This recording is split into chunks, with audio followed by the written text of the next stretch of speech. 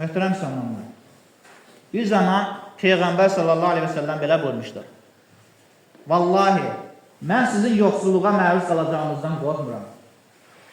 Lakin mən sizdən əvvəlkilərə verilən gen bol həyat nəsib edildiyi kimi, sizə də firavan bir həyat nəsib edilməsindən, bu səbəbdən də əvvəlkilər tək sizin də bir-birinizlə rəqabət aparmağınızdan və dünya malının onları məhv etdiyi kimi sizi də məhv etməsindən qorxuram.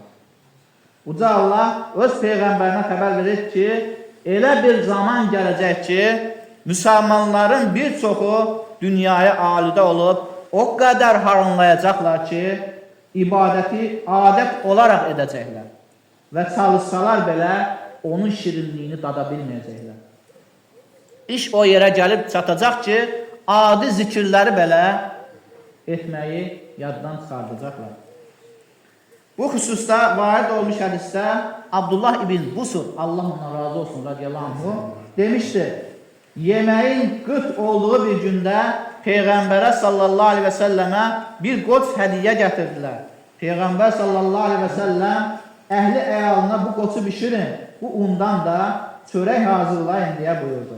Peyğəmbərin sallallahu aleyhi və səlləmin böyük bir sinisi vardı. 4 kişinin qaldıra biləcəyi bir sinisi vardı. Nəhayət, səhər açıldıqda o sinini gətirib yeməyi onun içinə qoydular. Camaat bu yeməyin başına yığışdığı zaman Peyğəmbər sallallahu aleyhi və səlləm dizi üstə süfrəyə oturdu. Diqqət edin, dizi üstə süfrəyə oturdu.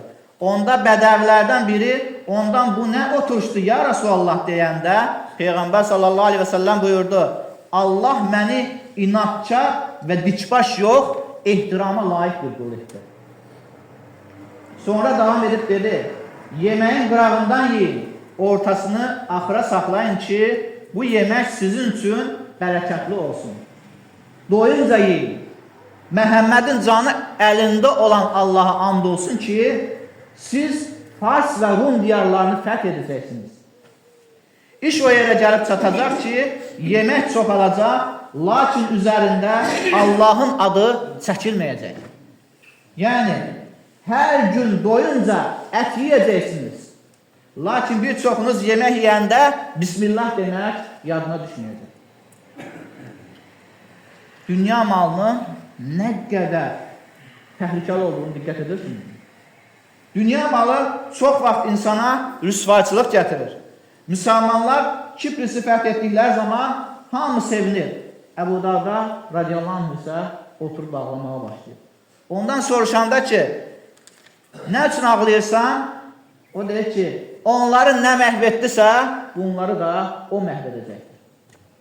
Dünya malına həris olan kimsənin aqibətinin çox olacağı haqqında Uca Allah Quran-ı Kərimdə buyurur. Estağfirullah. Mən kənə yuridul adilətə accəlnə ləhu fiyhə mə nəşəu limən nuridu sümmə cəalnə ləhu cəhənnəmə yasləhə məzmumən mədhura.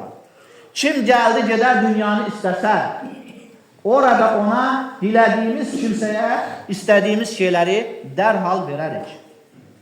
Sonra isə ona qınanmış və Allahın rəhmətindən qovulmuş halda girəcəyi cəhənnəmə aparır. Allah qorusun. Dünya malının çox təhlükəli olması barədə Peyğəmbər sallallahu aleyhi və səlləm əvvəlcələn sahabələrinə xəbər verib demişdir. Vaxt gələcək, acgözlər yığışıb yeməyə qarışdıqları kimi, kafir ümmətlər də yığışıb bir yerə sizin əleyhinizə çıxacaqlar. İndiki kimi. Necə ki, kafirlər yığışıblar, müsəlmanları zülm edirlər, müsəlmanlara əziyyət edirlər, müsəlmanları alçaldırlar və eyni zamandır. Rasulullah sallallahu aleyhi və səlləmin dediyi zamandır. O gəlib, həmən zaman gəlib çatıbdır. Sizi deyir, alçaldacaqlar. Sahabələr soruşdu, ya Rasulallah, bizim sayımız az olduğundan mı belə olacaq? Peyğəmbər sallallahu aleyhi ve sellem buyurdu, xeyr, sizin sayınız kifayət qədər çox olacaq. Lakin o çoxluğunuz selin axırtdığı çörçök toplumuna bənzəyəcək. Sel hara axacaqsa, onlar da onunla birlikdə axacaqlar. Və nəhayət sahabə soruşur. Bunun səbəbi nədir ya Rasulallah? Rasulullah sallallahu aleyhi ve sellem deyir ki, çünki onların qəlbinə vahiy girəcək. Ərəb dilini bilən sahabə vahiy nədir ya Resulallah deyir. Allah Resulü Səlləm deyir ki, dünyanı sevmək və Allah yolunda şəhid olmaqdan qorxmaq. Budur müsəlmanların bugünkü günü zəlil günə gəlib çıxaran səbəb. Gəlin Peyğəmbərin sallallahu aleyhi ve sellemin dolanışığından danışan sahabələrin dediklərinə nəzər salaq. Onda görəcəksiniz ki, Rasulullah sallallahu aleyhi ve sellem dünyanın arxasınca qaçan adamlardan deyildir. Ayşə radiyallahu anh demişdir, Peyğəmbər sallallahu aleyhi ve sellem Mədiniyə gəldiyi gündən vəfat edənə qədər 3 gün arda-arda arpa çörəyindən boyunca yeməmişdir. Diqqət edin, arpa çörəyi, buğda çörəyi görməyir. Arpa çörəyindən deyir, vəfat edənə qədər boyunca deyir, 3 gün arda-arda yeməmişdir. İbn Abbas radiyallahu anh demişdir, Peyğəmbər və ailəsinin neçə gecə şam yeməyi olmaz və onlar gecəni ac keçirərdilər. Səhl bin Sa'd radiyallahu anh'dan soruşdular, Rasulullah sallallahu aleyhi ve sellem ələnmiş ağ undan çörək yemişdirmi? Dedi, Rasulullah sallallahu aleyhi ve sellem Rəbbinə qovuşana dək belə bir çörək heç görməmişdir.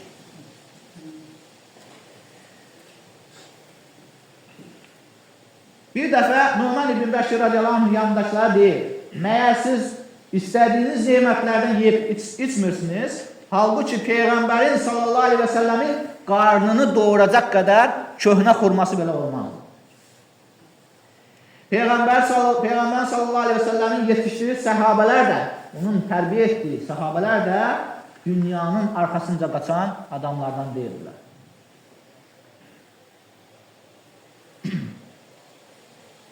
Sa'd ibn Əbu Vaqqas radiyallahu anh'unu Ömər ibn Xəttaba şikayət edirlər.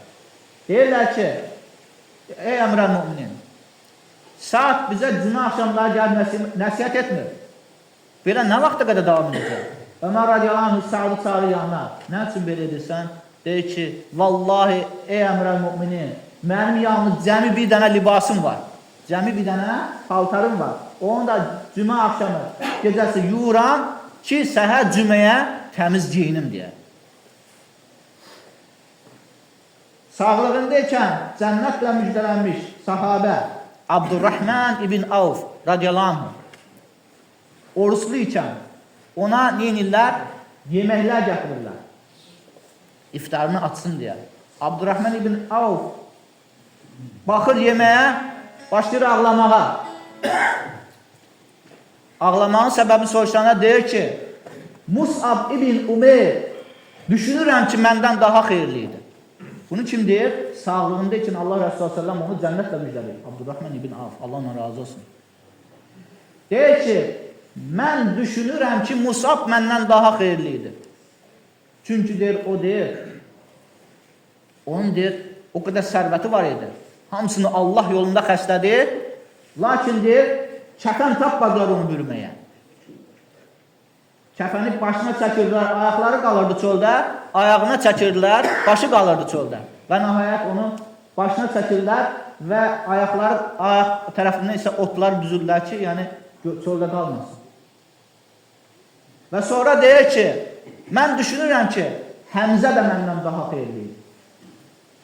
Lakin deyir, indi baxıram ki, onlar, Allah Teala bizə o qədər nimətlər verib ki, qorxuram ki, Allah Subhanahu Teala bu nimətləri bizə sadəcə bu dünyada versin. Ahirətdə vermir. Bunu Abdurrahman ibn Avf radiyallahu anh deyir. Utbə ibn Qazvan və radiyallahu anh böyük bir şəhərin valisi idi. Baxır ki, vali, yəni başçısı, naziri, böyüyü idi. Baxır ki, cəmaət dünyaya meyl salır. Dünya sevgisi, dünyaya qəlbinin meyl edib dünyaya, dünyanın arxasınca gedir və yavaş-yavaş azırlar. Onda yerinə başqasını təyin edir və gedir Ömər radiyallahu anh yanına. Ömər radiyallahu anh deyir ki, ey Utbə, qayıt yerinə, get o cəmaata nəsiyyət et, onları islah eləməyə çalış. Və əmrə tabi olur, otaqdan çıxır, Ömər radiyallahu anh yanından çıxır, çıxanda belə bir dua edir, Rəbbim məni o toplumun yanına qaytarma. deyir və yolda əcəli çatır, vəfat edir. Radiyallahu anh. Nafi rahiməhullah deyir ki, bir dəfə bir nəfər Abdullah ibn Ömərə bir dərman gətirdi. Abdullah ibn Ömər dərmanı görüb təəccüblənir. Bu nə dərman? Nədir bu? Nədən ötürdü bu? Deyir, bu həzmi yaxşılaşdırır, arıqlamaq üçün. Deyir, mənim nəyimə lazımdır ki? Vallahi deyir, mən aylarla deyir, qarnım doymayıb deyir. Mənim nəyimə lazımdır? İndi də elə kimsələr var ki, arıqlamağın yollarını axtarırlar.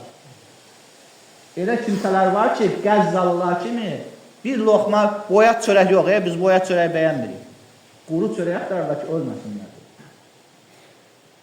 Allah subhanət hala bizlər dünyanın qulu olanlarda etməsin. Allah subhanət hala Qəzzadakı müsəlmanlara yardım etsin. Allah subhanət hala onlara sığınacaq versin. Qarınlarını doyursun. Allah subhanət hala zalimların cəzasını versin. Allah subhanət hala zülmə qarşı dirənmə gücü versin onlara. Allah subhanət hala onlara əmin-amanlıq bəxş eləsin. Allah subhanət hala bütün dünyadakı müsəlmanlara əmin-amanlıq bəxş eləsin. O cümlədən də bizim ölkəmizə də əmin-amanlıq bəxş eləsin. Daimi Allah subhanət hala qismətli olan dinimizi, içində yaşadığımız dünyamızı və qayıdacağımız ahirətimizi xeyirli etsin. Yaxşı işlər görməyimiz üçün ömrümüzü artırsın və şər əməldən qurtulmaq üçün rahatlıq vasitəsi etsin. Ölümümüzü isə şər əməldən qurtulmaq üçün rahatlıq vasitəsi etsin. Ələ inni əsənə kələm, əbləğə nizam, kələmullahi məlikil azizil alləm, كما قال الله تبارك وتعالى في الكلام وإذا قرئ القرآن فاستمعوا له وأنصتوا لعلكم ترحمون إن الدين عند الله الإسلام